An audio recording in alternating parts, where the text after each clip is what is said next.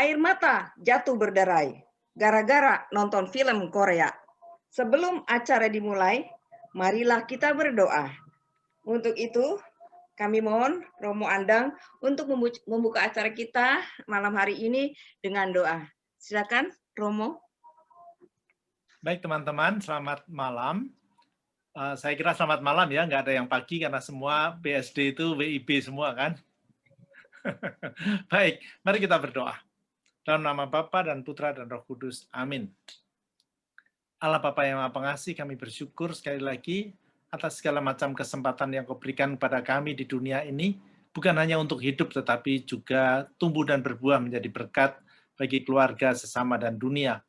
Engkau telah menganugerahkan iman kepada kami sebagai pegangan, tapi sekaligus sebagai panduan, agar hidup kami sungguh-sungguh terarah seperti yang Kau kehendaki, sesuai yang Kau panggilkan bagi kami. Kami berharap bahwa dengan kegiatan kami selama 3 hari ini, kami semakin lebih memahami jalan yang Kau tunjukkan, lebih memahami apa kehendak-Mu bagi kami, dan dengan demikian kami dapat bisa berbuah lebih banyak lagi, terutama di tahun yang baru ini, dan juga kami belajar dari segala macam kesulitan selama masa pandemi. Tentu saja kami berharap bahwa kami tetap dapat tumbuh, tetap dapat berbuah, juga di dalam kesulitan dan kelemahan-kelemahan kami, karena kami percaya Engkau-lah yang menjadi penguat kami, pelindung kami, dan sekaligus panduan kami. Bimbinglah, bukalah hati budi dan nurani kami, supaya terang-Mu senantiasa dapat kami pahami, dan hidup kami menjadi pujian bagi-Mu kini dan sepanjang masa. Amin. Dalam nama Bapa dan Putra dan Roh Kudus. Amin. Terima kasih Romo Andang sudah membuka acara kita dengan doa. Nah, untuk tidak berlama-lama, rasanya pasti kita ingin ya lebih banyak waktu kita dengan Romo Andang. Untuk itu kita segera akan mulai sesi kita bersama Romo Andang, dan moderator akan dipimpin oleh Bapak Teja. Silakan untuk Romo Andang dan Bapak Teja. Baik, terima kasih Ibu Reni, Ibu Bapak, peserta Retret Triduum yang terkasih. Saya izin share screen ya.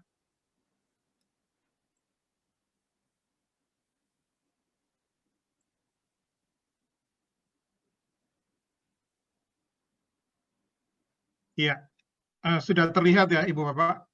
Ya. Ya. Ibu Bapak, mungkin sedikit pengantar bahwa hari ini adalah hari ketiga dari seluruh rangkaian Retret Triduum kita. Sudah ada 3 video klip yang Ibu Bapak tonton, dan 2 diantaranya sudah didiskusikan bersama dengan teman-teman sekelompok. Apa yang sudah Ibu Bapak tonton, Ibu Bapak dapatkan, diskusikan, itu bertujuan untuk self-control kita. Ya. Dan 3 hari ini kita seperti melakukan medical check-up rohani, mungkin gitu ya, kurang lebihnya. Apa yang sudah kita melihat dan mengamati, apa yang sudah kita lakukan selama ini, sudah sehatkah kita, sudah cukupkah asupan yang selama ini masuk ke dalam rohani kita, terlalu banyak, cukup atau kurang, itu setiap individu tentu mempunyai ukuran masing-masing. Kita tidak ingin menghakimi siapapun, namun berharap retret ini merupakan langkah awal agar kebiasaan dan perilaku rohani kita sesuai dengan kehendak Tuhan. Seperti yang disampaikan oleh Romo Andang bahwa tujuan hidup Kristiani adalah jadilah kehendak-Mu, bukan kehendakku. Seperti yang selalu kita doakan dalam doa Bapa kami. 3 hari pastinya terasa kurang ya Ibu Bapak, karena ada banyak pertanyaan yang muncul setelah Ibu Bapak menonton tayangan yang disampaikan oleh Romo Andang. Nah, untuk itu memang ada beberapa pertanyaan yang masuk, kami mencoba merangkum pertanyaan-pertanyaan tersebut, dan kita akan mungkin diperjelas dengan oleh Romo Andang. Nah, baik, ini adalah pertanyaan pertama. Jadi kami merangkum pertanyaan-pertanyaan yang senada, yang mirip-mirip ya. Jadi coba kami ambil pertanyaan yang bisa mewakili. Yang pertama, yang lagi hot memang pertanyaan tentang obesitas rohani ya. Bagaimana mengetahui dan menyadari bahwa karya pelayanan kita itu masuk dalam ranah obesitas rohani. Padahal kita melakukannya dengan sukacita tanpa pamrih.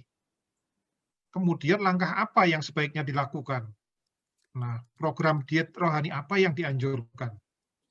Bagi anak muda yang sedang dalam fase aktualisasi diri, bagaimana caranya agar mereka ini tidak terjebak dalam obesitas rohani? Nah, boleh Romo Andang untuk menyampaikan pemaparannya, Romo? Baik, Pak. Ya, sebentar. Saya coba cari yang dari awal saja deh ya. Jadi dengan kata lain, saya mau sedikit mulai lebih dahulu dari perenungan saya, mengapa saya menawarkan topik obesitas rohani ini. Begini, kita tahu bukan bahwa di masyarakat Indonesia ini sedang dilanda yang namanya mabuk agama, tetapi juga kemudian menjadi ada yang dalam arti tertentu radikalisme dan fundamentalisme yang dalam arti tertentu kemudian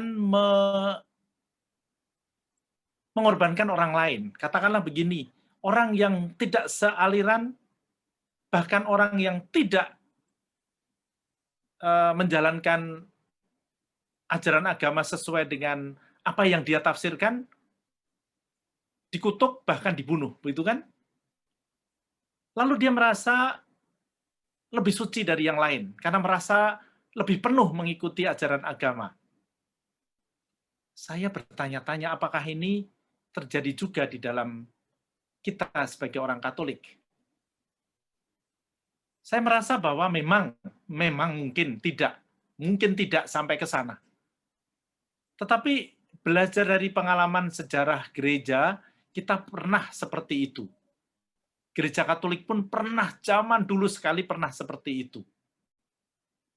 Yang dicari adalah kejayaan-kejayaan yang bersifat fisik dan bersifat lebih terkait dengan ya kejiwaan, bukan kerohanian.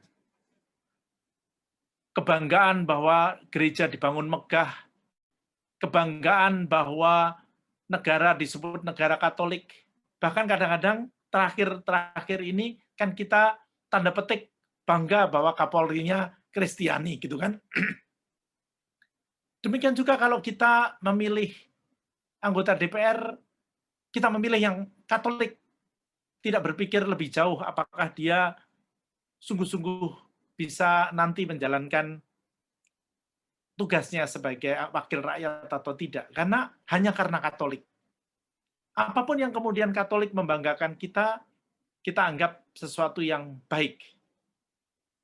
Nah, pada dasarnya setelah saya renungkan apa yang menjadi kehendak Tuhan dan pengalaman gereja juga kemudian bertobat sejak Konsili Vatikan kedua, maka saya menawarkan topik ini supaya kita kembali sungguh-sungguh kepada inti dari iman kita.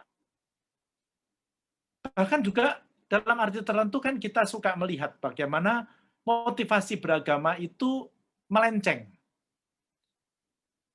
Taruhlah begini contohnya, saya ingin menjadi Katolik supaya saya kaya.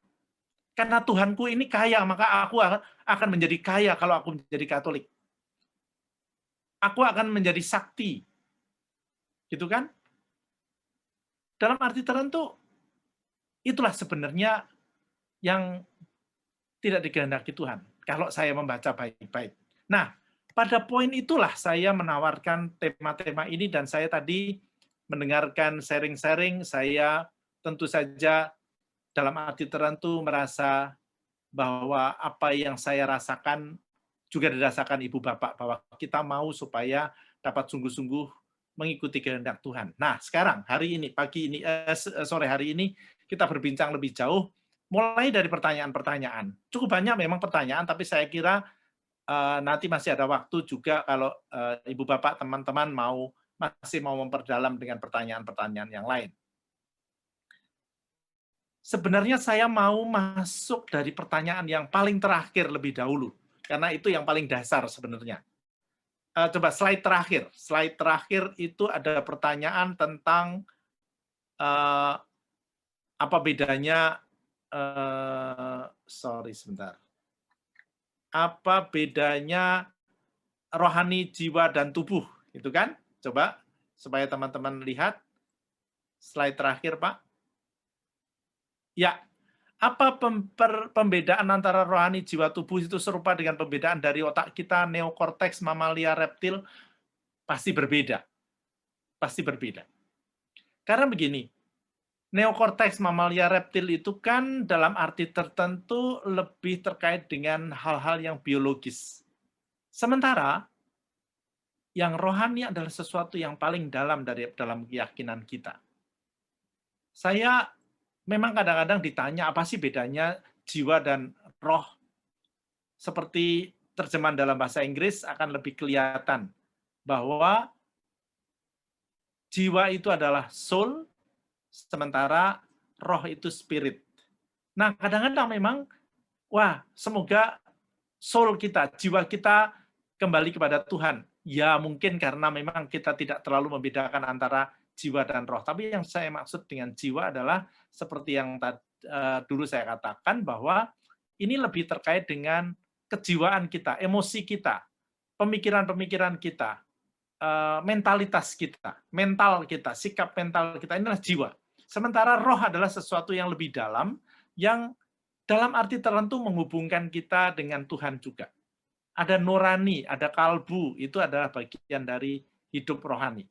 Nah, disinilah mengapa saya merasa ini yang lebih penting untuk diperhatikan lebih dahulu, supaya dengan demikian kita bisa, seperti yang di slide kedua, bisa membedakan pada dasarnya yang obesitas itu yang mana. Sebenarnya sederhana seperti yang sudah saya katakan di dalam sesi 2, bahwa obesitas itu kalau ternyata hidup rohani kita itu ternyata motivasinya adalah demi kepentingan dua yang lain.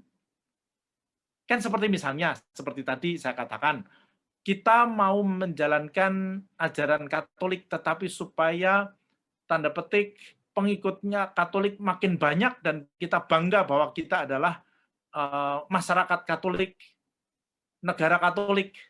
Dan itu kebanggaan itu ada di mana sih? Kebanggaan itu bukan pada roh, tapi pada jiwa, bukan? Jadi sebenarnya pada dasarnya obesitas. Karena Tuhan tidak menghendaki itu. Tuhan menghendaki adalah kita sungguh-sungguh kembali kepada Tuhan. Nah, mari kita masuk pada slide pertama. Ya, bagaimana mengetahui dan menyadari bahwa karya pelayanan kita masuk dalam ranah obesitas rohani, padahal kita melaksanakannya dengan sukacita tanpa pamrih. Nah, kalau memang sudah tanpa pamrih dan kita melaksanakan sungguh-sungguh demi pelayanan, maka sebenarnya kita memang melaksanakannya secara rohani. Jadi pada dasarnya kita tidak. Cuma masalahnya bukan perkara pada waktu melaksanakan, tetapi nanti, sekali lagi seperti yang kemarin saya katakan dalam pembukaan sharing, bahwa atau penutupan, setan itu pintar banget membelokkan yang menjadi maksud kita. Gampangnya begini deh, contoh yang terakhir. Panitia dan saya dipuji-puji oleh panitia, oleh teman-teman. Ini kalau nggak hati-hati, seperti tadi Bu Reni mengatakan, wah ini besar kepala. Nah, berpuas diri. Lalu kemudian kita membuat kegiatan yang sama demi pujian. Ini bahaya sekali. Kalau tidak hati-hati, sekali lagi, setan itu pintar banget membelokkan. Maka kembali saya katakan, bagaimana kita bisa menyadari dan mengetahui adalah kalau dengan yang namanya doa yang benar, doa yang mendengarkan Tuhan. Salah satu latihan yang saya tawarkan adalah salah satu latihan yang paling dasar juga di dalam kehidupan rohani kami sebagai anggota Serikat Yesus yang tadi sudah disinggung, yaitu istilahnya adalah eksamen konsiensie. Konsiensie kan dalam bahasa Inggris conscience kan, yaitu nurani kita. Pemeriksaan batin kita. Eksamen itu kan to examine, menguji, memeriksa batin kita. Nah, sudah saya katakan ada 6 langkah. Sebenarnya langkah pertama adalah kita bersyukur kepada Tuhan. Kita bersyukur atas apa yang sudah kita lakukan, kita bersyukur atas segala macam anugerah yang sudah Tuhan berikan, dan di sanalah kita kemudian sungguh-sungguh menyadari bahwa Tuhan itu beserta kita. Sebentar saya carikan, kemarin kita sudah membuat itu semua kan ya. Maka dalam arti tertentu ketika 6 itu adalah 6 langkah, sebentar saya.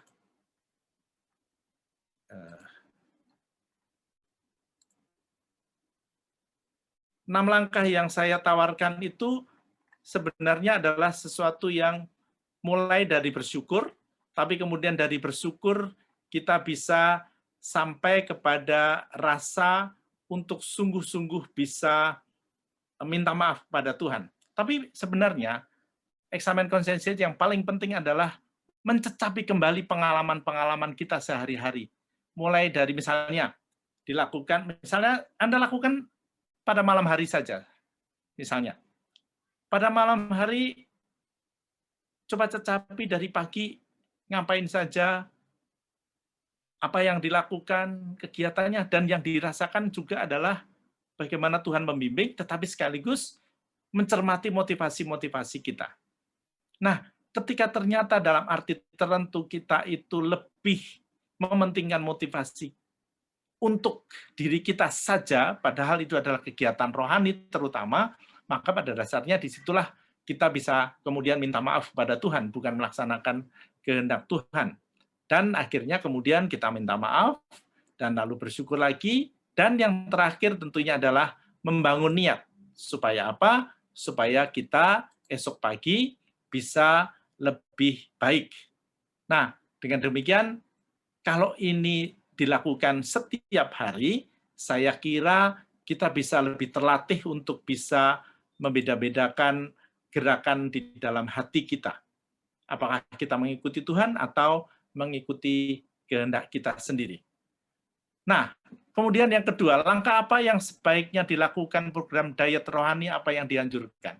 Jadi sebenarnya diet rohani itu adalah lebih mengatur supaya tanda petik bahkan pelayanan atau kegiatan kita, tetapi ternyata misalnya lebih banyak untuk kepentingan kita, ya kita coba rem dulu deh, gitu kan?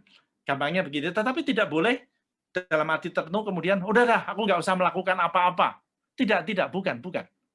Memurnikan adalah justru kita menjalankan, tetapi dengan penuh kesadaran bahwa ini semoga bukan demi aku saja. Ambil contoh yang kemudian diet adalah misalnya begini deh, contohnya.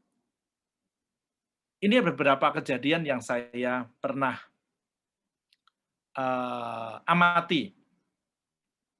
Maaf, saya tidak menyinggung siapa-siapa dan tidak menyinggung suatu tanda petik peran khusus di dalam suatu paroki, tetapi ini memang kejadian sungguh-sungguh, tapi tidak pasti bukan di Monica. Ada seorang yang nggak pernah mau ganti sebagai prodiakon.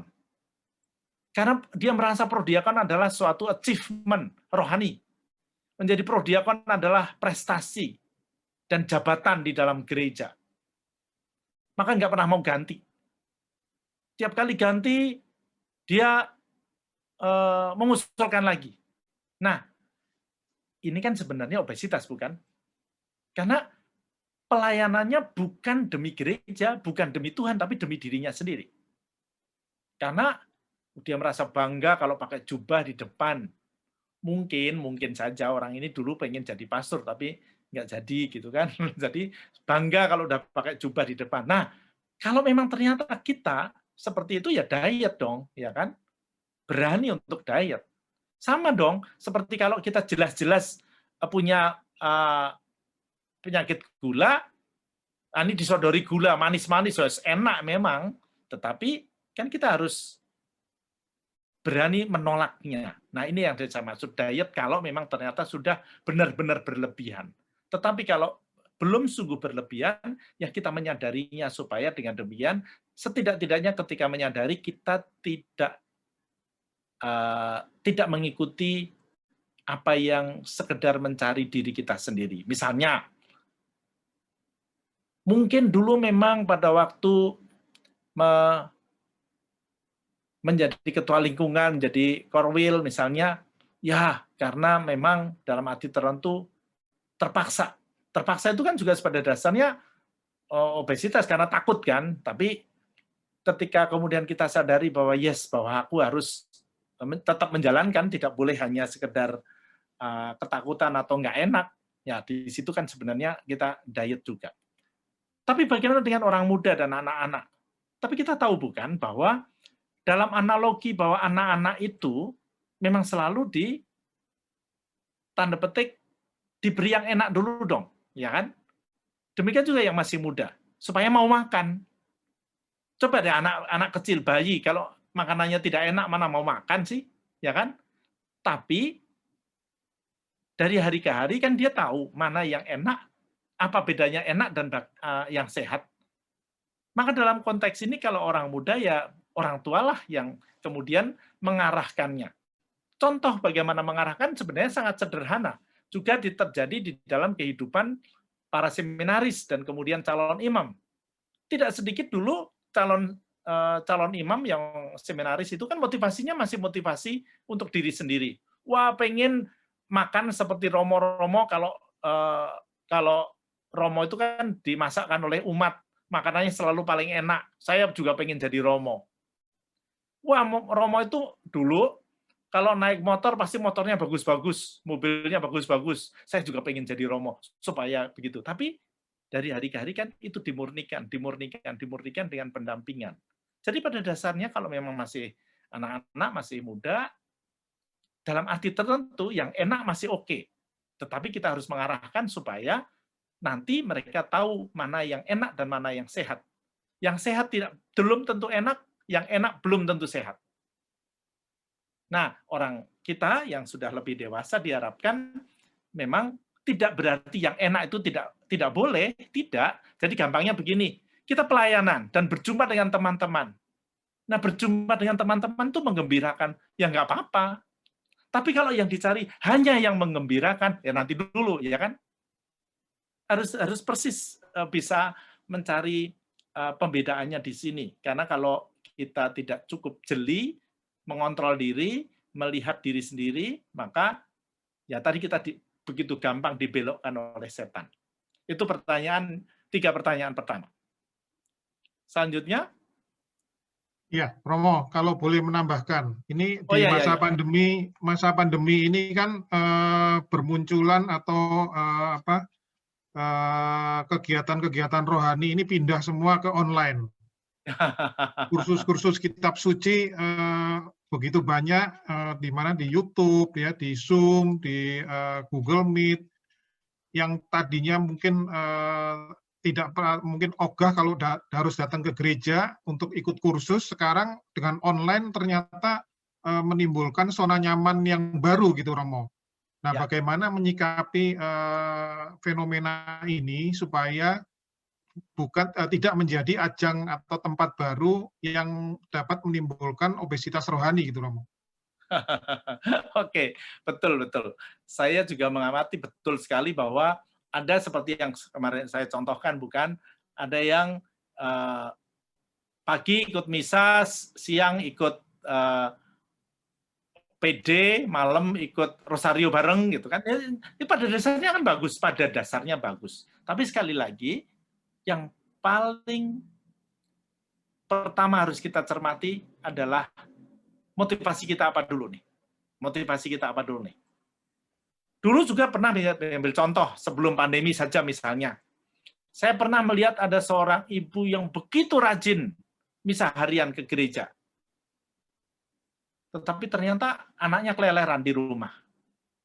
Nah, mana yang harus dilayani lebih dahulu? Ke gereja atau melayani anak-anak yang sebelum sekolah disiapkan makanannya misalnya?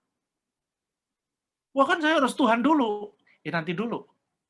Nah, ini kan salah persepsi sebenarnya. Demikian juga kita, pertama-tama yang harus kita cermati adalah motivasi kita lebih dahulu apa. Tapi yang kemudian kedua adalah tanda petik hasilnya. Hasilnya apa nih? Kalau kemudian kita sombong, aku udah tahu, aku tahu Injil Matius yang diterangkan Romo A, Romo B, aku tahu tentang macam-macam hal yang ditawarkan di dalam Zoom atau seminar online, webinar misalnya. Tapi kalau kemudian kita merasa lebih tahu, tapi hanya sekedar tahu, nah nanti dulu. Jadi sekali lagi tergantung motivasi kita. Apalagi kalau kemudian kasarnya hanya untuk menghindarkan dari perjumpaan dengan anggota keluarga yang lain. Wah, ini lebih parah, bukan? Kan sudah saya katakan, jangan-jangan kegiatan kita di gereja itu adalah pelarian, karena di rumah merasa tidak nyaman. Wah, itu kan sebenarnya parah sekali. Jadi kelihatannya aja bagus, kelihatannya gemuk, tetapi ternyata dasarnya salah. Nah, dengan demikian sekali lagi, kembali pada apa yang ditanyakan, segala macam kegiatan online selama masa pandemi memang akan menimbulkan zona nyaman. Tapi perlu harus kita ketahui bahwa ada perkara-perkara yang tentunya harus tetap kita kritisi, dan dengan demikian seperti tadi saya katakan, doa, eksamen konsiensi, dan segala macam adalah sarana bagaimana kita mengontrol diri. Begitu, Pak. Baik, terima kasih Romo untuk pencerahannya. Kita ke slide berikutnya ya Romo ya. Ya. Ini adalah melaksanakan kehendak Allah.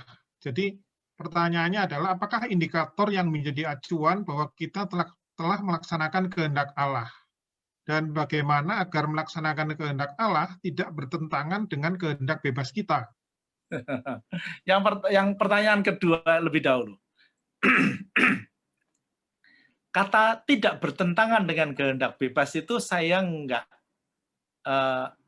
kurang tahu persis apa yang dimaksud, karena kalau di sini dikatakan agar tidak bertentangan, karena sebenarnya justru ketika kita berdoa dan mendengarkan apa itu kehendak Tuhan, itu seharusnya malah kemudian bisa masuk di dalam kehendak bebas kita. Tetapi mungkin yang dimaksud kehendak bebas adalah tanda petik nafsu-nafsu yang liar yang ada di dalam diri kita. Yang itulah ego kita. Ya, pasti bertentangan kalau itu, ya kan? Karena Tuhan mau supaya kita mengelola ego. Ingat, mengelola ego bukan memusnahkan nafsu-nafsu. Ingat, sedikit ilustrasi saja. Nafsu itu pada dasarnya baik. Apapun nafsu itu baik. Karena nafsu itu pada dasarnya kan kata dasarnya nafs, hidup, demi kehidupan. Tuhan menciptakan nafsu makan supaya orang mau makan. Coba kalau nggak punya nafsu makan. Ya kan? Jadi rasa enak itu pada dasarnya baik. Cuma hanya saja manusia itu suka terjebak di dalam rasa enak tadi. Seperti tadi saya menjelaskan soal makanan. Yang enak, oke, baik. Tetapi kalau hanya mencari yang enak, nah ini masalahnya. Demikian juga kegiatan-kegiatan kita. Nah, melaksanakan kehendak Allah itu selalu atau bukan selalu, kebanyakan akan selalu berbenturan dengan ego kita, tapi bukan kehendak bebas. Akan berbenturan karena ego kita kan maunya hanya untuk kesenangan diri sendiri, tetapi melaksanakan kehendak Tuhan itu justru menurunkan ego kita. Nah, bagaimana supaya kehendak bebas kita itu dapat melaksanakannya, itulah mengapa kita berdoa. Berdoa, sekali lagi, bukan hanya minta, mohon, tetapi mendengarkan Tuhan. Maka, kalau kita bisa mendengarkan Tuhan, kita bisa kemudian melaksanakan kehendak Tuhan. Nah, apa indikasi atau indikator kita telah melaksanakan kehendak Tuhan? Sebenarnya begini, bukan pertama-tama pada hasil, bukan pertama-tama pada hasil, tetapi pada hati kita sendiri. Kalau kita sudah berusaha sebaik-baiknya, tetapi dan kemudian hasilnya belum sesuai dengan apa yang kita harapkan sebagai manusia, tetapi kita sudah sungguh-sungguh, asal ada kejujuran, kita melaksanakan kehendak Tuhan, biasanya ada ketenangan di dalam diri kita. Rasa tenang, rasa ya tenang tadi ya, tenang secara batin, itulah yang sebenarnya menjadi ukuran, termasuk kalau ditanya misalnya sebagai contoh, apa yang membuat saya tanda petik yakin bahwa dipanggil sebagai Romo, misalnya. Sulit memang, sulit. Tetapi ketika saya merumuskannya secara lebih ringkas, ya tadi, saya merasa nyaman dan tenang ketika saya memilih jalan hidup ini dan menjalankannya. Bahwa ada godaan sana, godaan sini, iya, namanya manusia kok. Tetapi saya kemudian ketika memilih kembali dan tetap stick pada jalan yang saya pilih, maka saya tenang. Nah, ngomong-ngomong soal godaan kan ada pertanyaan juga nanti di dalam slide berikut, tetapi nanti kalau sudah ada ya kita lewati. Karena langsung terkait. Yaitu pertanyaan, apakah saya pernah merasa obesitas? Oh ya pernah banget dong, pernah banget. Saya tetap manusia kok. Cuma mengapa saya men-sharingkan ini supaya tidak berarti bahwa saya tidak obesitas. Saya tetap berjuang supaya bisa tidak obesitas rohani. Karena gampangnya begini, sekali lagi sudah saya katakan, setan itu pinter banget. Kalau kita nggak jeli, kita nggak peka, mbok romo, mbok uskup, mbok kardinal, bisa dibelokkan kan? Contoh-contoh kesalahan-kesalahan para kardinal, para uskup, yang bahkan di Vatikan, itu karena, ya tadi, setan itu pintar banget menggodanya. Maka, sekali lagi, kita latihan terus-menerus untuk peka. Dan kalau peka, kita bisa mengontrol diri. Contoh obesitas yang suka menggoda saya, misalnya contohnya, wah, saya digoda, atau bahkan kadang-kadang dikritik, wah, kamu cari terkenal ya, pengen terkenal ya dengan kegiatan ini, itu. Saya tek gitu kan, waduh, jangan-jangan iya. Tapi kemudian, enggak, saya tidak mencarinya. Saya tidak mencarinya, saya melayani sungguh-sungguh. Bahwa kemudian saya dikenal orang, ya sudah itu terserah. Tapi saya tidak mencari itu. Nah, ketika saya jujur dengan diri saya sendiri, saya tenang. Itu sekedar cerita kecil saja terkait dengan apakah saya pernah merasa obesitas. Oh, iya banget. Iya banget. Pada dasarnya gini, ada satu hal lagi yang mungkin kemarin tidak sangat eksplisit saya katakan. Obesitas itu kan sebenarnya dalam arti yang lain itu adalah menjurus ke dosa, bukan? Setiap orang, semakin dia mengenal Tuhan, semakin dia membuka hati pada Tuhan, semakin dia merasa berdosa. Ibaratnya ketika terang itu makin besar, maka noktah-noktah atau noda-noda yang ada di dalam diri kita semakin kelihatan. Dan kita makin melihatnya. Itulah. Jadi kalau kita merasa makin suci, merasa lebih hebat dari yang lain, sebenarnya makin jauh dari terang atau sinar itu. Kalau mau diumpamakan lain. Gitu, Pak. Slide berikut. Baik, kita ke slide berikutnya ya, Romo ya. Ya. Ya, ini terkait dengan mendengar suara Tuhan dan suara hati. Jadi bagaimana cara berdoa agar kita dapat mendengar suara Tuhan. Dan kemudian bagaimana mengetahui suara hati yang benar. Nah, oke. Sebenarnya kan ketika Tuhan atau Yesus dalam hal ini memberikan teladan bagaimana kita berdoa, bukan hanya ketika dia mengajarkan doa Bapa kami, tapi ketika dia berdoa pergi ke tempat yang tenang, ketika dia berdoa mengajarkan supaya kita tidak bertele-tele, supaya kita tidak pamer, kita nutup jalan, supaya kita berdoa, lalu mengganggu orang lain, kan tidak. Untung kita tidak sampai seperti itu, kecuali mungkin kalau Natal parkir kita nutupin jalan gitu kan. Tapi kan itu bukan maksud kita. Kalau kita berdoa, masuklah kamar.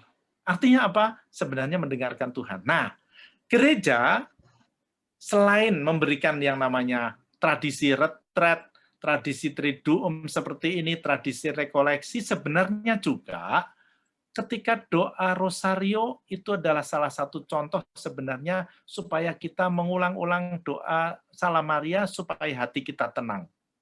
Lalu kita mendengarkan Tuhan, mendengarkan sabda kitab suci dengan lebih tenang seperti Maria. Kita diajari juga berdoa dengan kitab suci. EJ salah satu cara. Tetapi sebenarnya kalau mau masuk lebih dalam lagi, adalah ketika kita merenungkannya sampai kepada apa yang bisa kita tindak lanjuti dari suatu sabda Tuhan. Kita baca pagi hari, kita renungkan, barang 5-10 menit, kita membangun niat apa yang bisa dilaksanakan, nah itu kita belajar mendengarkan suara Tuhan. Tetapi jangan lupa bahwa suara Tuhan itu bukan hanya di dalam kitab suci.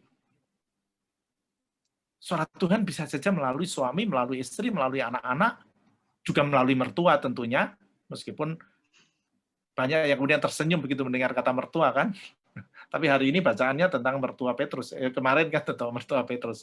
Well, anyway, suara Tuhan ada di mana-mana, termasuk dari suara alam kita. Maka, kalau pagi hari kita mendengarkan kitab suci, malam hari ketika eksamen konsiensi tadi, kan kita mensyukuri, oh ya Tuhan, aku berjumpa dengan hujan, aku berjumpa dengan temanku meskipun secara virtual, aku berjumpa dengan suami atau istriku dan anak-anak, apa yang mereka sampaikan. Bukan tidak mungkin Tuhan bersabda di sana.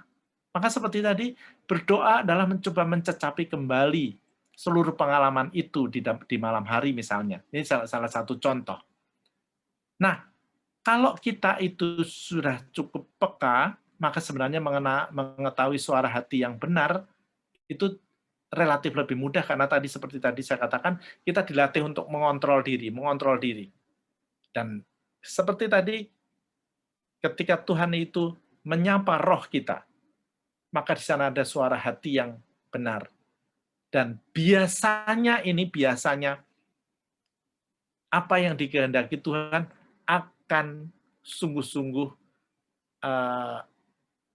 berbeda dengan sekedar keinginan, rasa nyaman, rasa bangga, rasa hebat dari kita. Biasanya di awal-awal akan sesuatu yang justru menggelitik ego kita. Nah, disitulah kita sebenarnya harus berani lebih peka. Memang agak sulit saya berikan contoh, kecuali kalau nanti Ibu Bapak bisa sharing bagaimana contoh-contoh yang sangat konkret. Tapi misalnya kan seperti tadi saya katakan, contoh melayani ke gereja. Atau tadi ada yang merasa terpaksa menjadi ketua wilayah, ketua lingkungan mula-mula. Tetapi ketika mendengarkan suara Tuhan bahwa kita harus berkorban dan berani berkorban, itu melaksanakan kehendak Tuhan dan kita harus sungguh peka. Kalau memang ternyata alasannya itu sungguh-sungguh, kita jujur, bukan karena tidak mau saja, tetapi karena memang ketidakmampuan, karena keluarga, karena kesehatan. Nah, itu kan kita akan jujur. Itu ada suara hati juga yang tentu saja dapat disesuaikan dengan apa yang dikehendaki Tuhan. Gitu, Pak. Baik, terima kasih. Masih ada slide berikutnya adalah terkait dengan umat pilihan ya, Om. Jadi apa ciri-ciri dan tanda bahwa kita ini dipilih oleh Tuhan? Nah, ini mengacu kepada Yohanes 15 ayat 16. Ya, ketika dikatakan, bukan kamu yang memilih aku, tetapi akulah yang memilih kamu, itu kan sebenarnya begini. Bukan kamu yang datang pada aku, tapi aku yang datang pada kamu. Dan itulah inti kekristenan kita, bahwa Tuhan itulah yang datang pada kita, yang memilih kita. Tapi bukan Tuhan itu pilih-pilih, pilih kamu daripada yang lain. No. Tuhan itu memilih dalam arti menyapa kita secara personal. Dialah yang datang. Maka kemarin sudah saya berikan contoh, kalau motivasi kita adalah begini, aku mau melayani Tuhan, supaya nanti dalam arti tertentu aku mendapat pahala dari Tuhan. Itu kan seperti aku yang memilih Tuhan. Karena yang tanda petik mendikte Tuhan. Nah, yang dimaksud di sini bahwa aku memilih kamu, itulah Tuhan itu selalu menyapa kita satu persatu. Tuhan itu memanggil kita dalam bahasa Nabi Yesaya, memanggil kita sesuai dengan nama kita masing-masing. Bukan berdasarkan profesi, bukan nomor kalau seperti di penjara, bukan sekedar atau kamu, tidak, tetapi nama masing-masing. Itu berarti Tuhan mempunyai relasi yang sangat personal. Nah, itulah iman kita sebenarnya. Nah, ciri-cirinya adalah sederhana sekali. Ya, kita itu kan dicintai Tuhan. Kesadaran bahwa kita dicintai Tuhan. Kita itu istimewa, kita itu unik. Ini adalah bagaimana kita sungguh-sungguh menerima pilihan itu. Jadi bukan dalam arti tertentu bahwa ciri-ciri bahwa kita dipilih Tuhan itu berarti bahwa kita berbeda sama yang lain dalam arti dia dipilih, aku dipilih, dia tidak dipilih. Tidak. Ingat, kita setiap orang dari kita dipanggil oleh Tuhan. Saya lupa apakah saya sudah ngomong atau belum. Panggilan kita itu cuma satu, bukan? Yaitu berbuah. Bentuk panggilannya dua, yaitu menikah dan menjadi SY. Tahu kan SY ya? Selamanya jomblo, bukan OST. Selamanya jomblo. Jadi, dengan kata lain, bentuk panggilannya dua, tapi panggilannya pokok satu, berbuah. Karena apa? Kita dicintai oleh Tuhan. Ada yang menolak, ada yang tidak. Ya kan? Nah, itu baru berbeda. Panggilan ini adalah, sedikit mungkin mengulang lagi, panggilan ini berbeda dengan profesi. Profesi adalah supporting system supaya panggilan berjalan, yaitu berbuah, terutama melalui keluarga atau tidak berkeluarga. Menjadi dokter, insinyur, karyawan, banker, wira swasta, Romo kan termasuk panggilan, tapi profesi dosen itu untuk mendukung panggilan, bukan panggilan itu pada dasarnya. Bedanya apa sih panggilan dan profesi? Panggilan itu seumur hidup. Panggilan itu 24 jam sehari. Panggilan itu tidak mendapatkan gaji. Ambil contoh. Sebagai suami, itu kan panggilan. Apakah ada cuti sebagai suami? Ya enggak dong. Kalau cuti sebagai suami, nanti ada suami infal. Enggak ada. Apakah ada gaji sebagai suami? Enggak ada. Gaji kan sebagai karyawan, gaji sebagai dosen, gaji sebagai polisi. Demikian juga tidak ada libur. Nah, itulah bedanya. Dengan demikian, kita bisa lebih mengenali bahwa yang dipilih itu semua pada dasarnya. Tapi pilihan kemudian terkait dengan panggilan tadi. Panggilan untuk menjadi dengan cara apa. Tapi panggilan itu berbuah adalah yang pokok. Bahwa kemudian ada yang 100 kali lipat, ada yang 60 kali lipat, ada yang 30 kali lipat, ya sesuai dengan tanda petik kemampuan masing-masing. Nah, itu kalau mau untuk sedikit tidak langsung menjawab, tetapi mengkritisi pemahaman bahwa dipilih itu seolah-olah kita berbeda sama yang tidak dipilih. Tuhan bukan tidak memilih. Itu maksudnya. Tapi memilih artinya mendekati dan menyapa secara personal. Maka gambar yang paling saya sukai seperti kemarin saya katakan adalah Yesus mengetuk pintu, dan itu mengetuk pintu adalah memilih. Dan itu siapapun diketuk. Perkara ada yang buka apa enggak itu perkara lain. Itu, Pak. Baik, terima kasih. Ini tadi sudah dijawab Ya udah, Dan selesai. selesai. Nah, Ya, oke, silakan kalau masih ada yang bertanya, gitu. ya, jadi berikutnya kita akan ini ya Romo, kita akan buka sesi tanya jawab langsung. Jadi bagi Ibu Bapak yang masih ingin bertanya, namun pertanyaan-pertanyaannya belum ada di dalam daftar pertanyaan tadi, silahkan diberikan kesempatan kepada Ibu Bapak untuk bertanya secara langsung. Nah, namun perlu diperhatikan bahwa pertanyaannya harus ada berhubungan dengan materi retret ini ya, dan tidak menanyakan apa yang telah dijelaskan oleh Romo tadi ya. Jadi yang tadi sudah dijelaskan, tolong jangan ditanya lagi ya.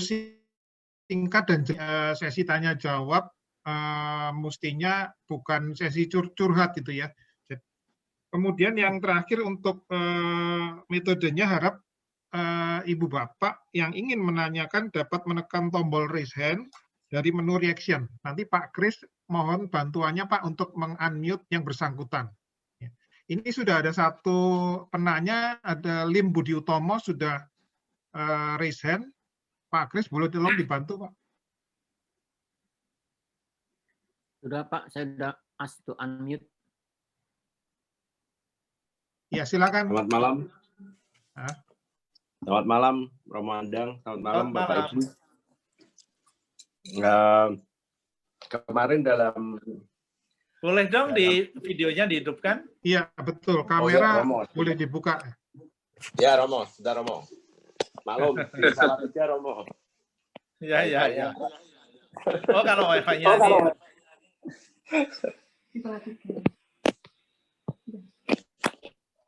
Oke, Ya, nah. malam, Romo. Malam.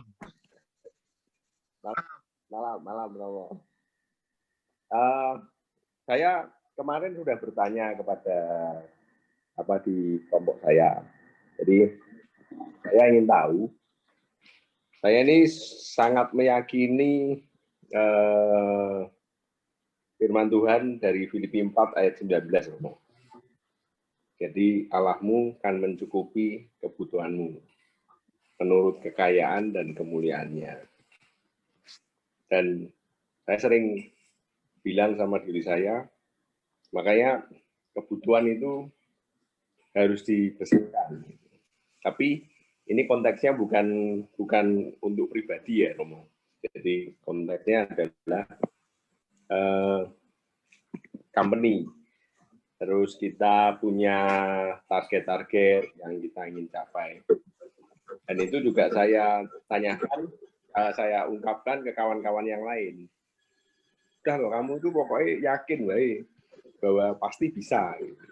Karena Filipi 4:19 mengatakan Allahmu kan memenuhi kebutuhanmu seturut kekayaan dan kemuliaannya. Maka perbesar kebutuhanmu. Saya selalu bilang gitu.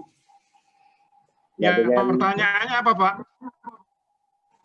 Ya, sebentar Pak. Ini saya jelaskan dulu. Nah, pertanyaannya adalah berkaitan dengan materi ini. Apakah itu termasuk obesitas rohani? Ya, itu yang menjadi pertanyaan saya. Dan kemarin sudah saya florkan di kelompok, cuman belum dijawab. Nah, ya, itu saya mohon pencerahan, Romo. Oke. Coba perhatikan bahwa Tuhan memang akan memberikan yang kita butuhkan. Nah, kata kebutuhan itu kan orang sudah pasti langsung tahu bahwa dibedakan dengan keinginan, gitu kan? Maka keinginan itu biasanya sangat terkait dengan kedagingan kita, fisik kita, dan juga jiwa kita. Sementara kebutuhan dari kacamata iman adalah kebutuhan rohani. Nah, kalau kemudian itu diterapkan di dalam hidup kita, juga di dalam usaha kita, sebenarnya begini. Betul, Tuhan juga memberikan jalan panggilan melalui profesi sebagai pengusaha, lalu kita mempunyai usaha. Nah, disinilah tadi sudah saya katakan kita harus menempatkannya itu di dalam konteks mendukung panggilan kita.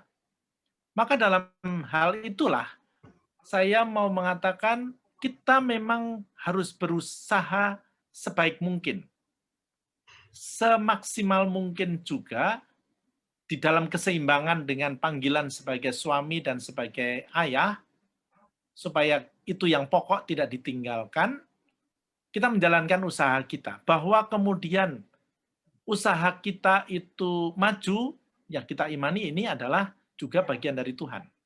Tetapi kalau belum sesuai dengan apa yang kita kehendaki, tetapi kita sudah berusaha sebaik mungkin, ya memang mungkin itulah yang memang cukup di mata Tuhan adalah seperti itu. Maka lalu biasanya kalau kita berani mengatakan itu cukup, maka lalu ada ketenangan. Biasanya yang dalam arti tertentu menggoda kita adalah kalau kita dalam secara ekstrim membanding-bandingkan dengan orang lain. Saya katakan secara ekstrim adalah kita membandingkan dengan orang lain atau perusahaan lain, boleh banget. Tetapi kok kemudian itu dimutlakkan, itu bahaya. Karena kemudian kita bisa tergoda untuk lebih mementingkan perusahaan daripada panggilan kita yang pokok. Maka kembali, apa yang dikatakan memenuhi kebutuhan kita, itu adalah terkait dengan kebutuhan rohani. Maka saya berharap bahwa kita bisa menemukan keseimbangan antara profesi tadi dengan panggilan, terutama sebagai suami dan sebagai ayah dari anak-anak 2 orang yang berdiri di foto ini, gitu kan? Kembali saya ingatkan, panggilan adalah yang pokok, profesi adalah supporting system. Gitu, Pak.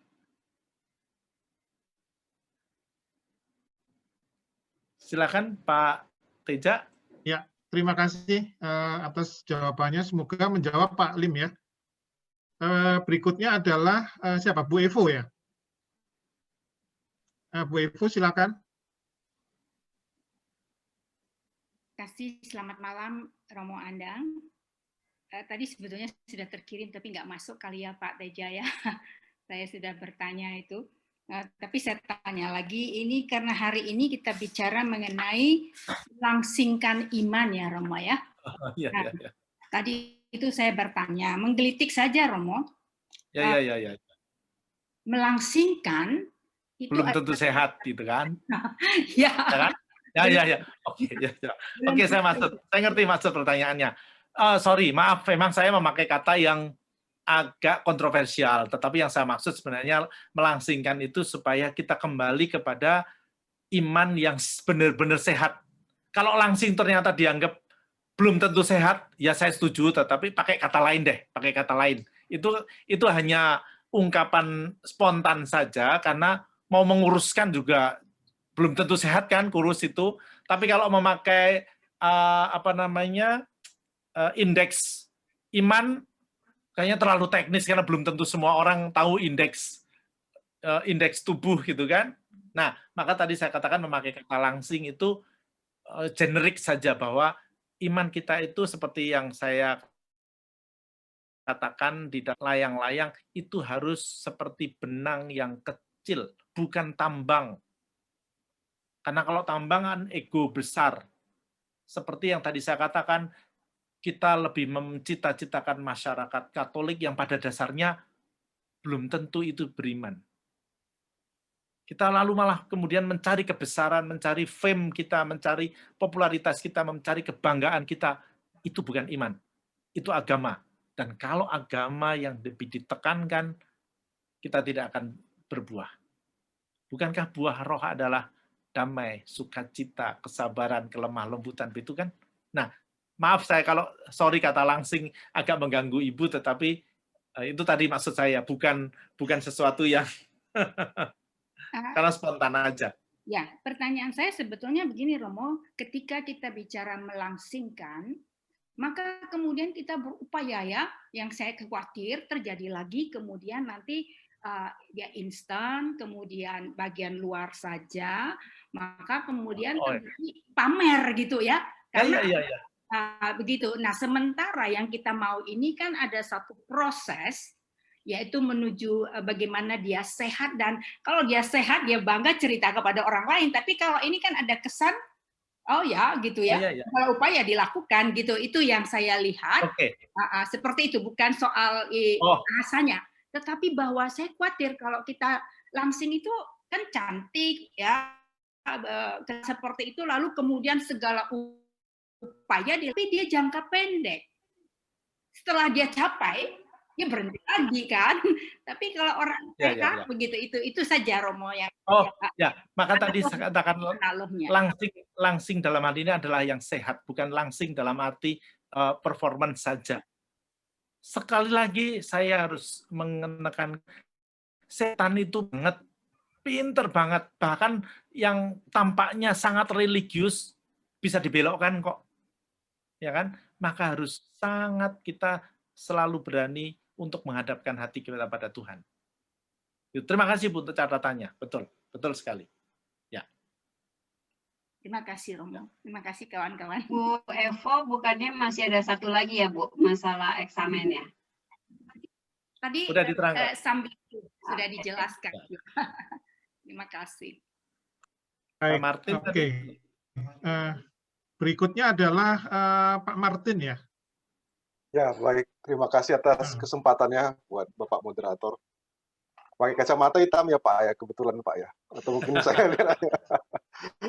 Jadi selamat malam Pastor, selamat malam Ibu Bapak sekalian. Jadi terima kasih. Jadi ini kesempatan pertama saya walaupun secara daring bisa ketemu Romo Andang. Karena ada 1-2 kali saya kebetulan ikut misa yang online yang di Tresia. Tapi nggak apa-apa, jadi nggak terkait sama itu. Jadi pertanyaan saya singkat aja Pastor Andang. Jadi ada yang menarik dalam materi di hari pertama, saya ikutin videonya, terus saya putar lagi sekali lagi. Ada satu hal yang saya kira saya butuh penjelasan tambahan, karena saya langsung kaget, Pastor. Jadi dalam materi Pastor di hari pertama itu, saya teringat perihal iman yang tidak bertumbuh, yang visualisasinya adalah pohon kering. Jadi dari bawah kelihatan fotonya, lihatnya pohonnya kering. Oh, iya, iya. Ya, mohon tambahan, barangkali ada pencerahan dari Pastor. Apakah kan kalau di situ kan saya baca tentang tidak bertumbuh ini menghujat Roh Kudus.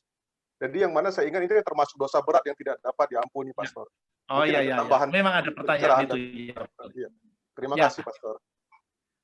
Begini, saya mencoba membandingkannya dengan pemahaman dosa yang masih terlalu dangkal.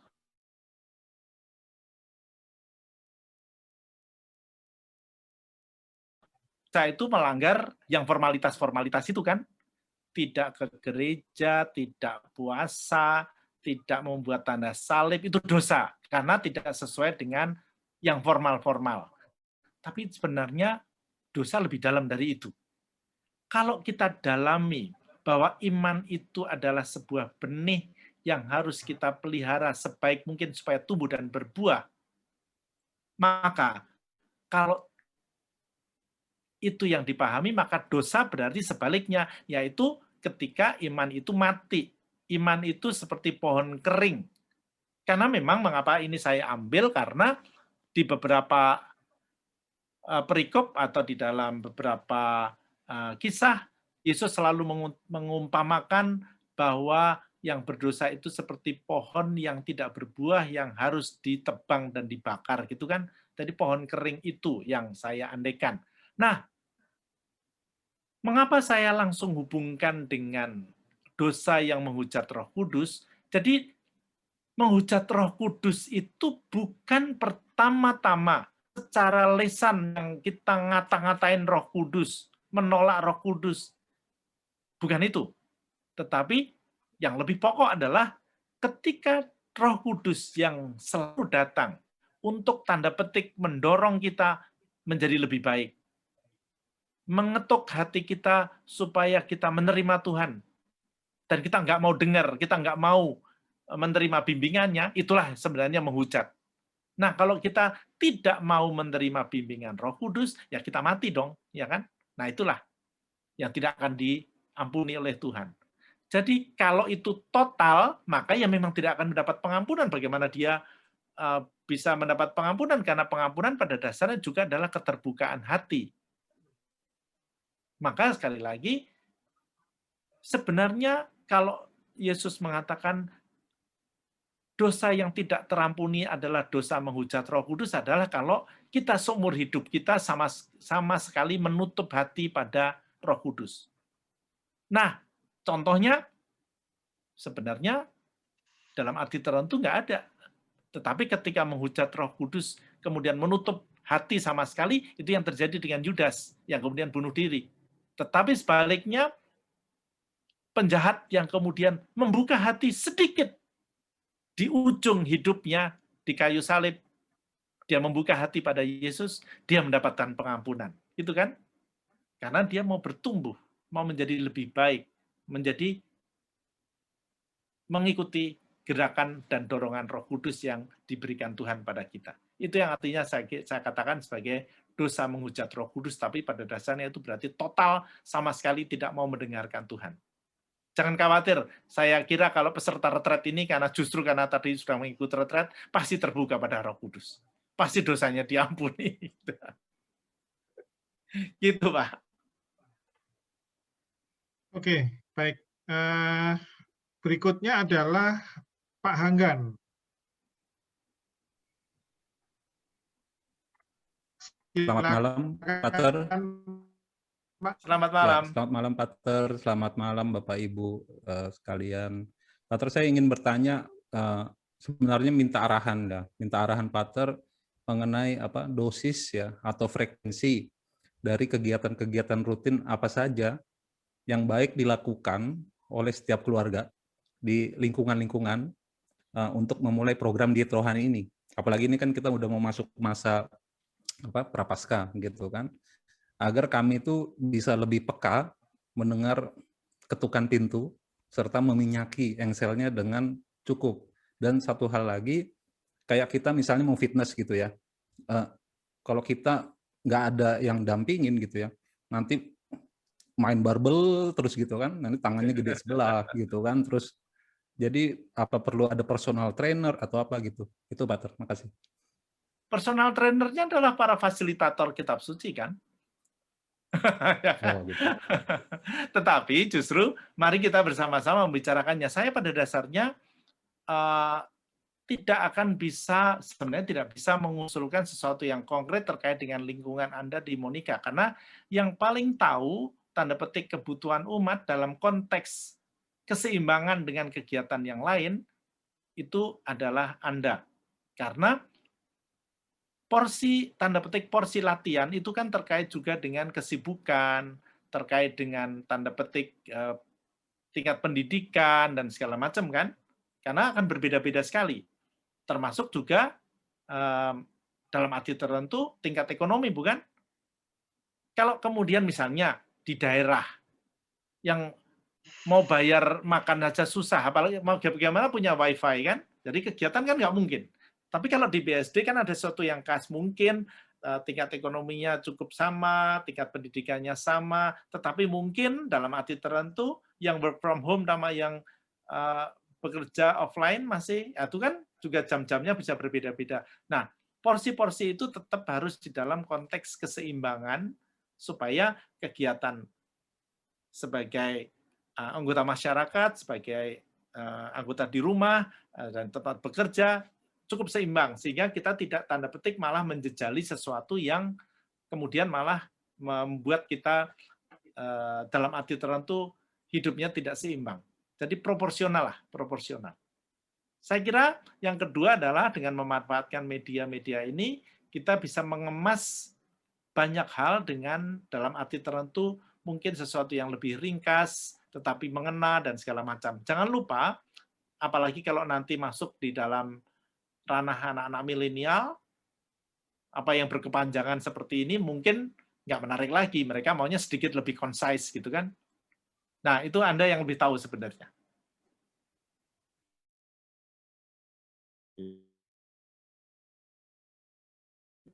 Keuskupan, ya saya kira itu bukan hal yang harus sama sekali plek. Plek itu apa sih bahasa Indonesianya? Maaf, saya kadang-kadang keluar Jawanya. Kalau saya mendengar ada yang panggil Romo, ada yang panggil pastor, ada yang panggil pater, sudah kelihatan asalnya dari mana. Anyway, oke. Saya dalam arti tertentu mengatakan apa yang diprogramkan dari keuskupan dengan selama prapaskah itu dalam arti tertentu adalah panduan saja. Bagaimana pelaksanaannya itu dalam bahasanya dan segala macam. Kalau memang belum ada ide, ya pakailah itu. Tetapi kalau ada ide sesuatu yang dalam arti tertentu nggak bisa lebih sesuai dengan masyarakatnya, saya kira bisa disesuaikan kok, gitu kan. Itu bukan, sekali lagi, apa yang di bahan-bahan dari keuskupan itu bukan harga mati yang dalam arti tertentu literally dilaksanakan seperti apa yang ada di dalam buku. Itu panduan sekali lagi. Itu, Pak. Baik, terima kasih Romo. Berikutnya adalah Ibu Dwi atau Pak Dwi? Ibu. Ibu, oke. Ya. Maaf, Namanya Ibu. memang Silakan, Bu. unisex ini ya. Terima kasih Pak. Ini saya ada 2 pertanyaan, mudah-mudahan jawabannya nggak panjang. Jadi nggak makan waktu yang orang lain ya. Yang pertama, kalau saya dengar dari 2 video kemarin gitu ya, yang ketiga dan tadi itu, saya jadi berpikir bahwa apakah situasi iman yang ramping, yang sehat itu adalah situasi yang tidak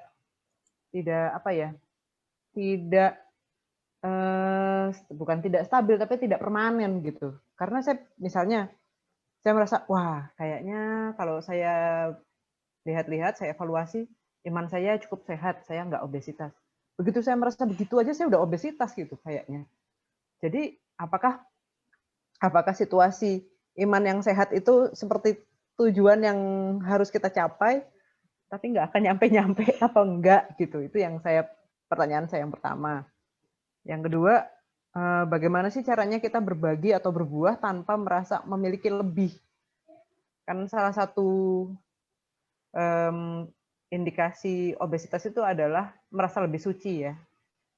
Jadi saya bertanya-tanya apakah pada saat saya berbagi pada saat saya merasa saya punya lebih, entah pengetahuan atau apalah ya, atau pengalaman gitu.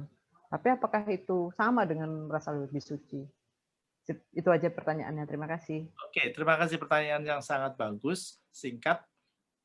Benar bahwa situasi atau cita-cita iman yang sungguh sehat itu adalah panduan, sekali lagi. Sama. Arah yang harus kita tuju. Jangan lupa, mungkin juga belum saya katakan, satu-satunya yang paling sehat, yang sempurna sehat, hanya Bunda Maria. Yang 80% sehat itu Santo Santa. Mengapa disebut Santo Santa? Itu kan seperti yudisium. Ada cum laude, magna cum laude, dan segala macam. Nah, mereka yang benar-benar sehat. Nah, mengapa ada Santo Santa, mengapa ada Bunda Maria? Itu supaya kita seperti itu. Nah, kata seperti itu, persis seperti tadi katakan Ibu Evo, bahwa kita tuh selalu berproses ke sana, berproses untuk menuju ke sana. Apakah itu nanti sampai atau tidak, sebenarnya kita nggak perlu mempermasalahkannya. Terserah Tuhan nanti memberi seperti apa. Tapi yang penting kita berusaha, bukan? Apakah nanti kita sampai seperti Santo Santa? Kan Santo Santa juga tidak akan mencita-citakan, oh supaya nanti aku hidup seperti ini, supaya nanti aku jadi santo. Itu sudah nggak akan jadi santo. Ya kan?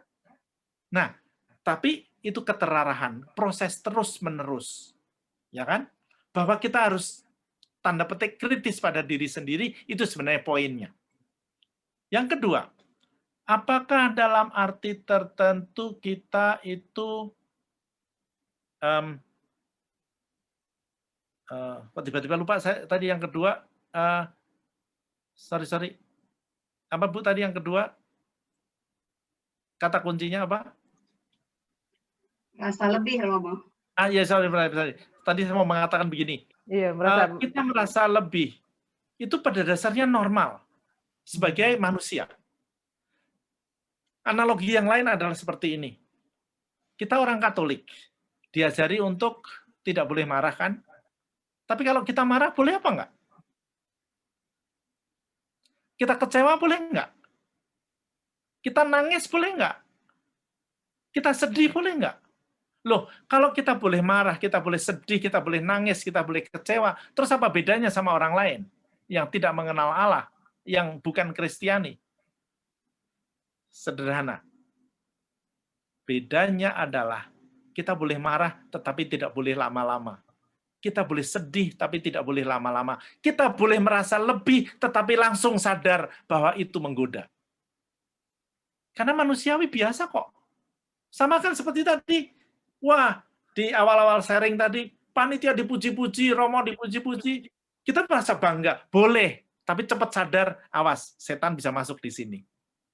Gitu maksudnya. Kita boleh, itu normal kok, normal sekali sebagai manusia. Tapi justru karena kita sebagai orang Kristiani dipanggil untuk beyond human. Beyond human itu artinya lebih daripada manusia kebanyakan, maka kita berusaha meningkatkannya dengan menyadari tanda petik godaan-godaan itu. Kita tidak mungkin tanda petik mematikan, memusnahkan perasaan-perasaan yang manusiawi seperti itu, tetapi kita berusaha tidak mengikutinya begitu saja. Supaya kita bisa dalam arti tertentu sungguh makin memurnikan kita. Bahwa kita dalam arti tertentu bangga, ya boleh saja, tetapi kita nggak boleh berkubang di dalam kebanggaan itu. Karena kalau enggak, ya nanti kita hanya akan mencari kebanggaan, akan mencari tepuk tangan, akan mencari pujian saja di dalam kegiatan kita. Bahwa kita dipuji senang, ya nggak apa-apa. Tetapi jangan mencari pujian. Gitu. Ya, Bu? Oke. Masih ada penanya yang lain? Ibu Bapak? Di chat ada, Pak. Kenapa? Di chat. Di chat. Dari Monika.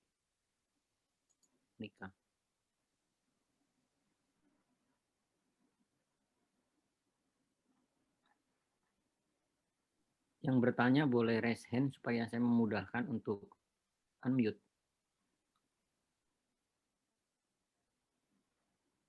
Di chat kayaknya nggak ada deh, Pak. Oh, ini ada pertanyaan. Ada pertanyaan. Pak Teja. Hah? Bu Ada. Monika. Pertanyaan atau pernyataan itu, Monika.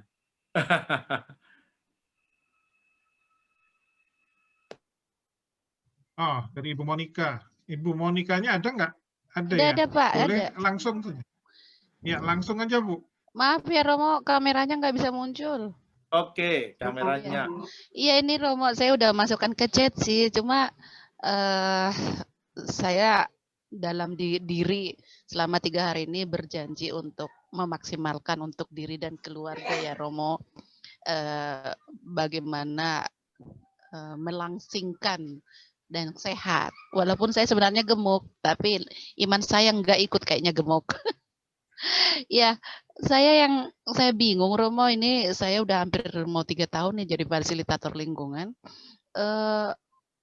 Sepertinya kehabisan ide, apalagi di pandemi ini, saya kehabisan ide gitu yang bisa untuk menarik gitu. Waktu terakhir itu yang Advent ya, yang datang hanya berapa orang. Pernah kami hanya 3 orang, ke lingkungan saya dan sekretaris gitu. Waduh, gimana caranya Romo? Karena materi ini sangat menarik sekali gitu yang bisa kita sampaikan ke lingkungan. Cuma bagaimana gitu, mungkin ada masukan dari Romo atau mungkin dari panitia-panitia yang lain gitu. Mungkin ada kali yang menarik dari Romo yang bisa kami sampaikan. Begitu Romo, terima kasih. Sesuatu yang sangat praktis yang bisa dilakukan. Waduh, maaf, saya belum bisa membayangkan lingkungan Anda seperti apa, Bu. Tapi jauh-jauh Romo kitanya. Nah, kami satu lingkungan itu 84 kakak. Nah, tapi yang datang paling cuma 3, 4, paling banyak 10. Padahal 80 kakak. Nah, justru itu kan seperti yang tadi sudah dikatakan di awal, bagaimana dengan perjumpaan seperti ini, fasilitator saling memperkaya juga dengan ide-ide, termasuk memanfaatkan media sosial yang ada. Jadi perjumpaan yang dulunya offline, siapa tahu dengan online bisa sedikit lebih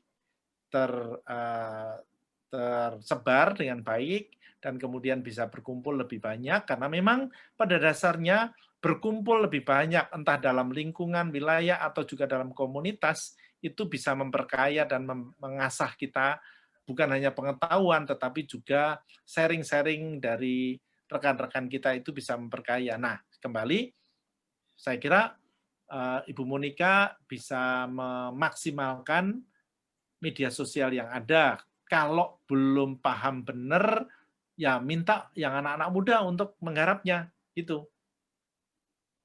Ibu Monika usia berapa kalau boleh tahu?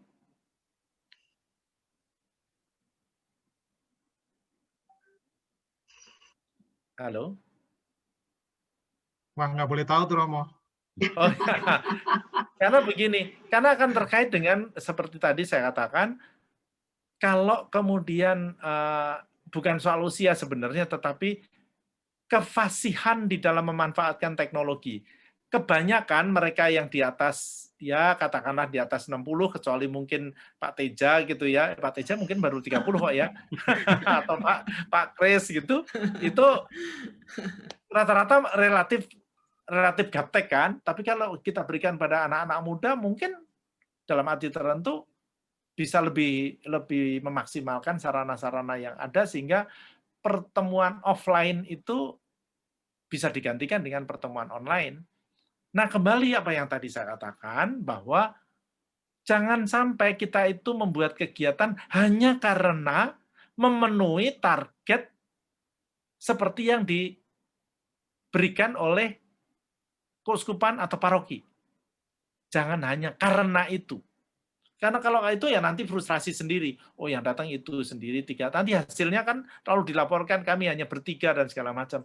No, kita harus berusaha untuk menerjemahkan panduan itu di dalam cara dan bahasa yang lebih konkret dan khas terkait dengan keunikan paroki atau bahkan juga lingkungan. Memang tidak gampang, maka Bu, perjumpaan, sharing itu akan memperkaya dan juga menambah ide-ide kita supaya kita tidak tadi kehabisan kata atau dalam bahasa Jermannya blankemen. Gitu. Gitu Bu Monika. Ya, Bu Monika bilang usianya sudah 50, Romo. Oh iya, saya hampir 60.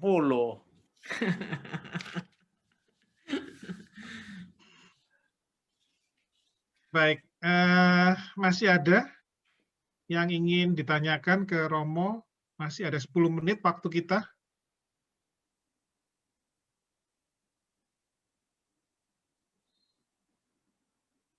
Atau kalau tidak ada, apakah Romo ingin menyampaikan kesimpulan? Ada nih, Pak Teja. Ada.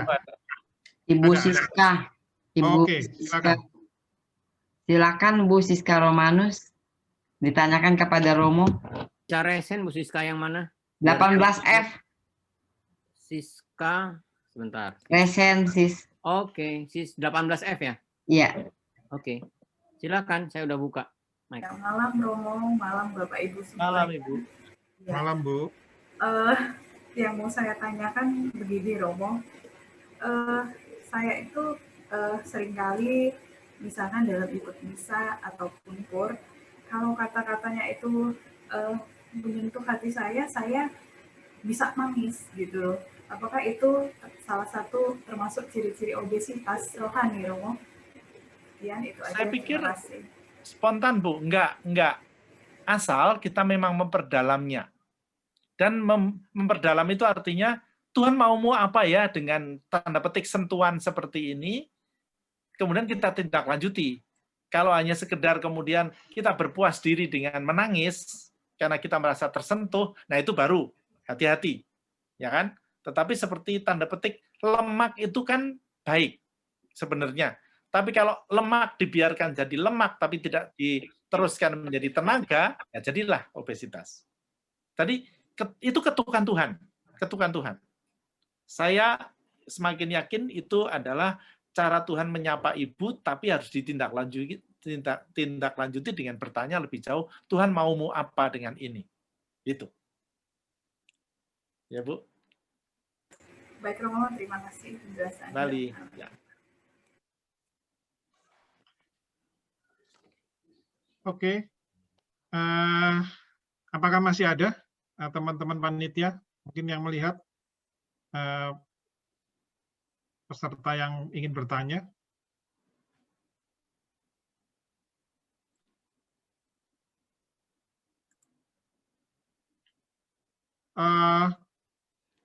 Sepertinya sudah tidak ada ya. Oke. Romo, apakah boleh memberikan kesimpulan akhir gitu dari 3 hari kita mengikuti retret ini? Pada dasarnya saya mau menggarisbawahi saja apa yang disampaikan tadi teman-teman, terutama di dalam sharing, bahwa merasa tergelitik, dan saya berharap bahwa ini bukan soal saya, tetapi kembali Tuhan menyapa Ibu Bapak hanya sekedar seperti tadi melalui apa yang saya sampaikan.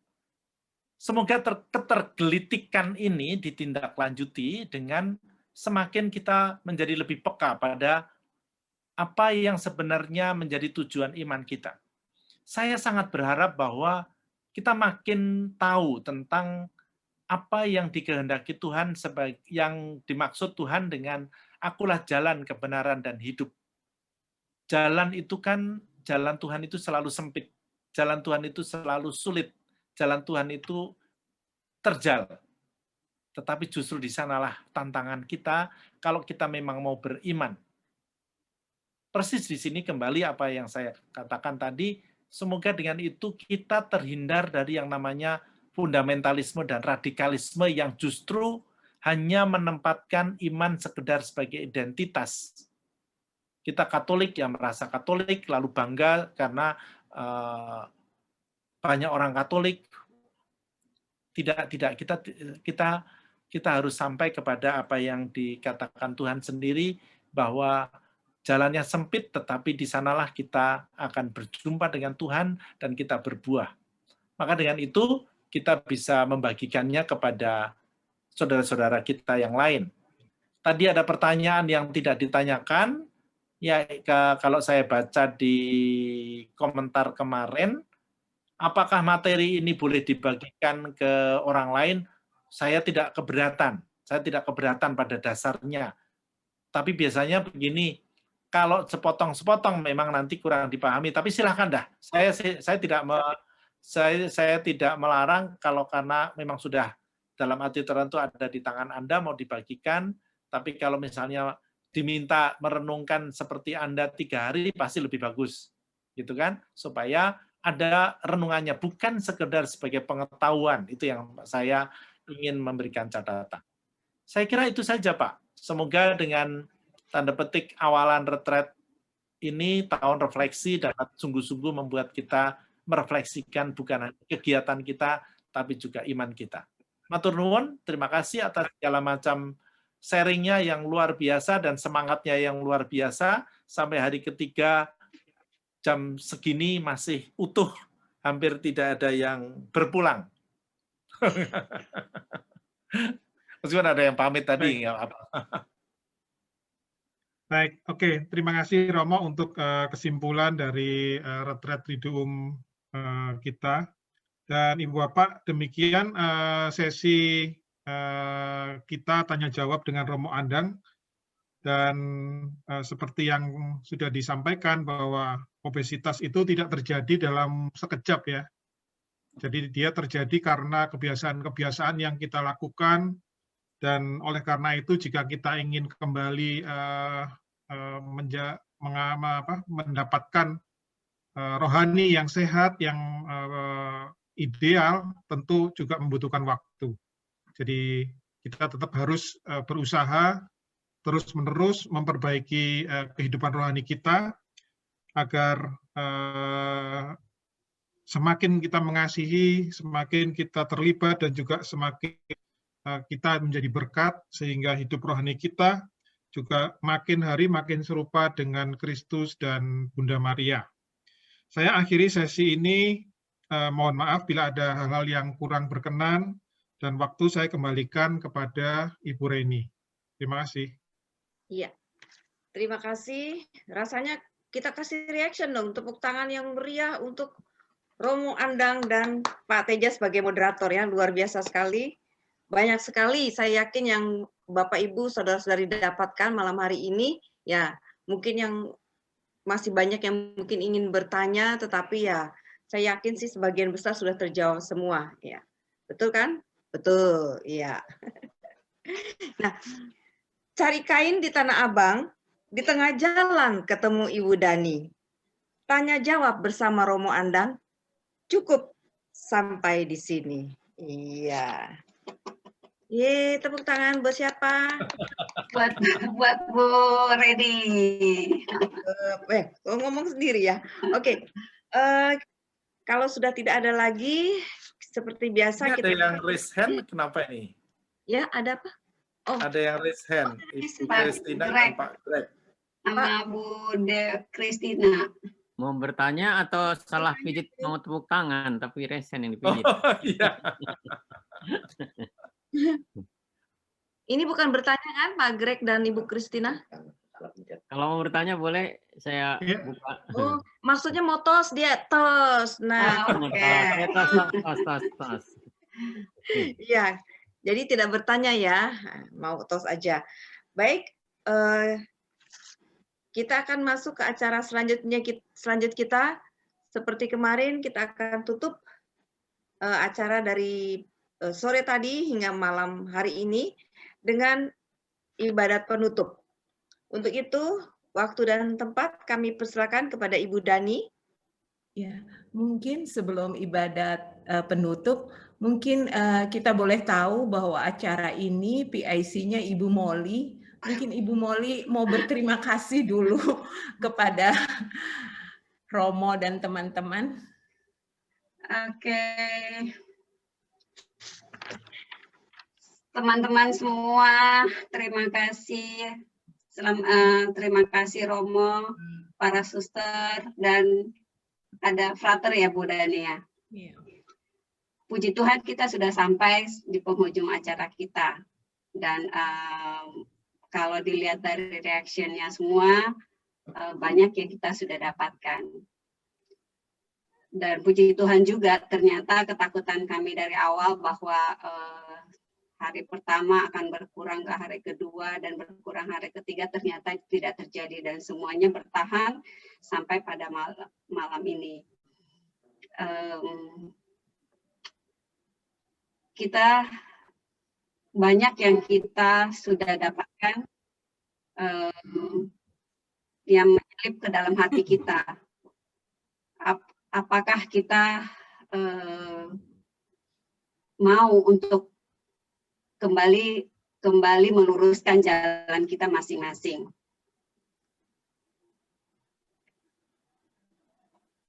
Cuman itu aja kali ya, cukup. Jadi awal sebenarnya retret ini, kalau saya boleh cerita curhat sedikit aja.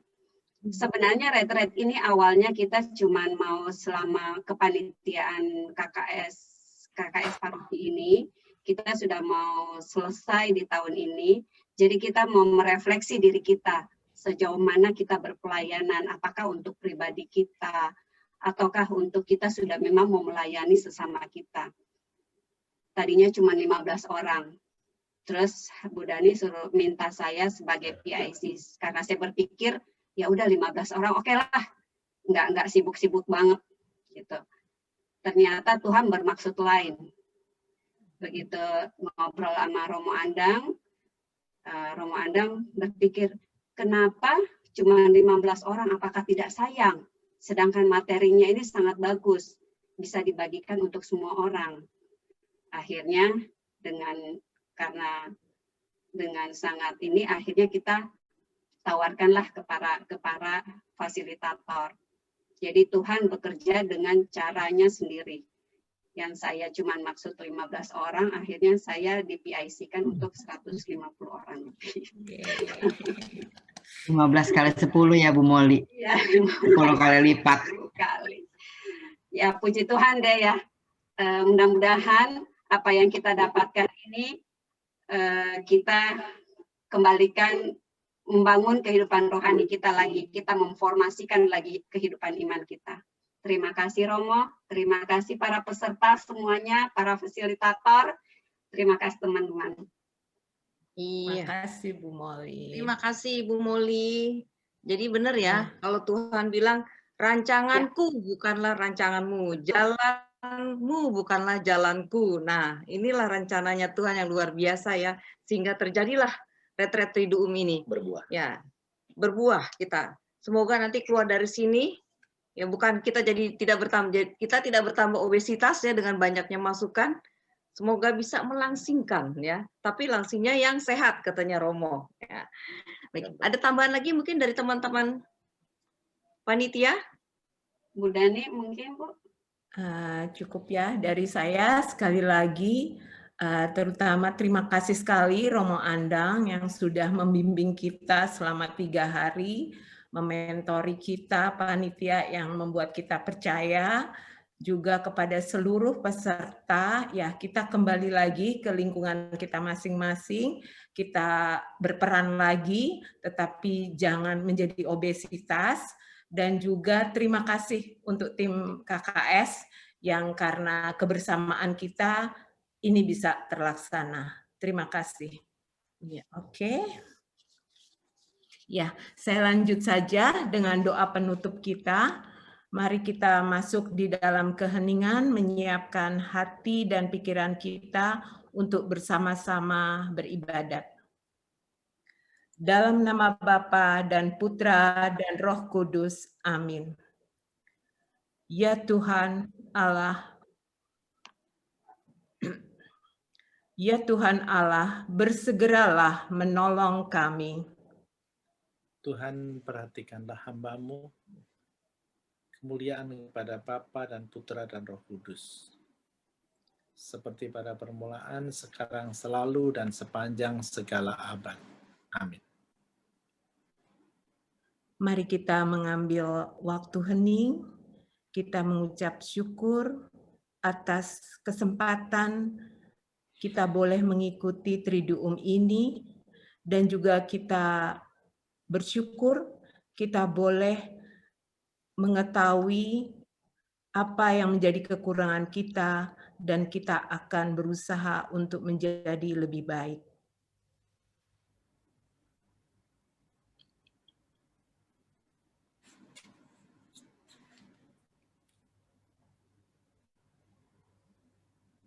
Saya mengaku kepada Allah yang Maha Kuasa dan kepada saudara sekalian bahwa saya telah berdosa dengan pikiran, perkataan, dengan perbuatan, dan kelalaian. Saya berdosa, saya sungguh berdosa. Oleh sebab itu, saya mohon kepada Santa Perawan Maria dan kepada para malaikat dan orang kudus, dan kepada saudara sekalian, supaya mendoakan saya pada Allah Tuhan kita. Semoga Allah yang Maha Rahim mengasihani kita, mengampuni dosa kita, dan menghantar kita ke hidup yang kekal.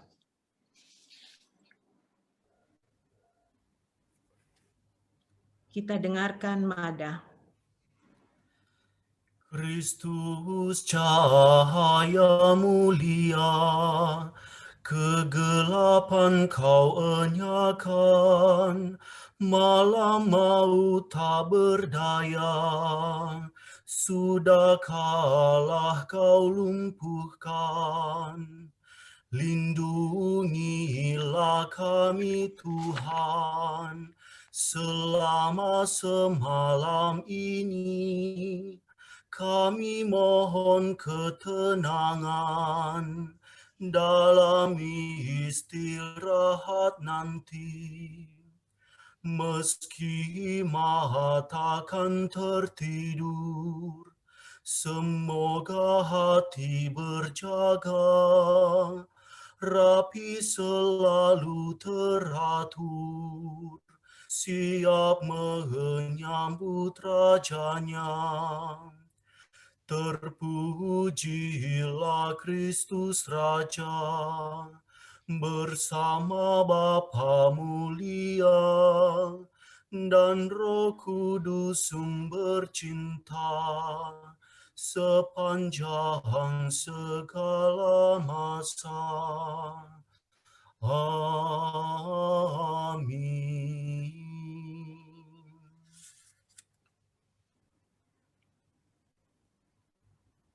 Pujilah Tuhan di waktu malam. Mari pujilah Tuhan, pujilah semua karya Tuhan. Hai kamu yang bertugas dalam rumah Tuhan, pada waktu malam, tadahkanlah tanganmu ke tempat suci, dan pujilah Tuhan. Semoga Allah Sion memberkati engkau, Tuhan yang menjadikan langit dan bumi. Kemuliaan kepada Bapa dan Putera dan Roh Kudus, seperti pada permulaan, sekarang, selalu, dan sepanjang segala abad. Amin. Pujilah Tuhan di waktu malam.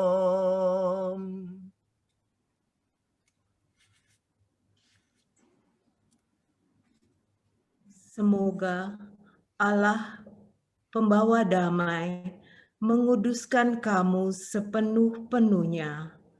Moga-moga roh, jiwa, dan ragamu seluruhnya terpelihara tanpa celah pada kedatangan Tuhan kita Yesus Kristus. Demikianlah sabda Tuhan. Ke dalam tanganmu kuserahkan diriku, ya Tuhan penyelamatku. Ke dalam tanganmu kuserahkan diriku, ya Tuhan penyelamatku. Engkaulah penebusku, ya Allah yang benar. Ya Tuhan penyelamatku. Kemuliaan kepada Bapa dan Putra dan Roh Kudus, seperti pada permulaan, sekarang, selalu, dan sepanjang segala abad. Ke dalam tanganmu kuserahkan diriku, ya Tuhan penyelamatku. Berkatilah kami, ya Tuhan, bila kami berjaga. Lindungilah kami bila kami tidur.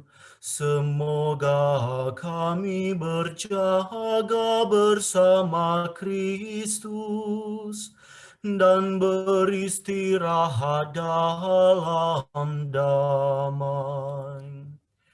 Sekarang Tuhan, perkenankanlah hamba-Mu berpulang dalam damai sejahtera menurut sabda-Mu. Sebab aku telah melihat keselamatan-Mu yang Kau sediakan di hadapan segala bangsa. Cahaya untuk menerangi para bangsa dan kemuliaan bagi umat-Mu Israel. Kemuliaan kepada Bapa dan Putera dan Roh Kudus, seperti pada permulaan, sekarang, selalu, dan sepanjang segala abad. Amin. Berkatilah kami ya Tuhan, bila kami berjaga, lindungilah kami bila kami tidur. Semoga kami berjaga bersama Kristus dan beristirahat dalam damai. Tuhan Allah kami, semoga berkat perlindungan-Mu kami dapat tidur nyenyak dan melepaskan lelah sesudah menjalani retret Triduum ini dan kegiatan kami sehari-hari. Kuatkanlah kami dengan Roh Kudus-Mu, supaya kami mampu membaktikan diri kepadamu dengan segenap jiwa raga kami. Demi Kristus pengantara kami. Mohon berkat Romo. Tuhan sertamu. Dan sertamu juga. Semoga istirahat kita pada malam hari ini senantiasa dikuatkan dan dilindungi oleh Allah yang Maha Kuasa, Bapa, Putra, dan Roh Kudus. Amin. Amin.